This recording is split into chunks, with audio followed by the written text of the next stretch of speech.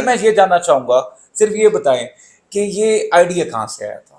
اچھا، آئیڈیا یہ اس طرح ہے کہ میں نے جب ہاؤس جاب کے فوراً بعد کلینک بنایا تھا تو میں نے نوٹ کیا، یا ہاؤس جاب کے دوران بھی میں نے یہ فیل کیا تھا کہ جب لوگ آتے ہیں تو ان کو بڑے بڑے پڑھے لکھے لوگ، ایون کہ مطلب نالجیبل لوگ، بڑے جن کی بڑی بڑی پوسٹ پہ ہیں، ان کو بھی جب ہم اپنا ٹریٹمنٹ پلان بتاتے تھے یا کچھ دانتوں کے بارے میں کوئی انفارمیشن دیتے تھے، ایون کہ ڈاکٹرز جو نان ڈینٹسٹ ڈاکٹرز ہیں، باقی سارے M B B S doctors ہیں، ان میں سے بھی اکثریت جو ہے ان کو ڈینٹل جو ایجوکیشن ہے وہ بڑی لیک کرتی ہے.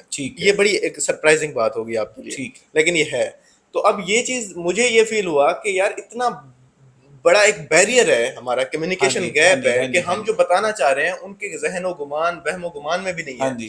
تو ہم اب سوشل میڈیا تو ہر کوئی یوز کر رہا ہے، یوٹیوب، فیس بک، انسٹاگرام، ہر بندہ لے کے بیٹھا ہوا ہے. تو کیوں نہ ہم اگر ہم پہلے انہیں یہ انفارمیشن دے دیں ڈیٹیل میں، ادھر ان کے پاس ٹائم ہے، تو جس کو بھی پرابلم ہے وہ جب دیکھے گا، جب اس کے پاس بیک گراؤنڈ نالج آئے گا، اس کو اورینٹیشن آئے گی، تو وہ ایک تیار ہو کے ہمارے پاس آئے گا اور اپنی پروٹیکشن بھی اچھے سے کر سکے گا.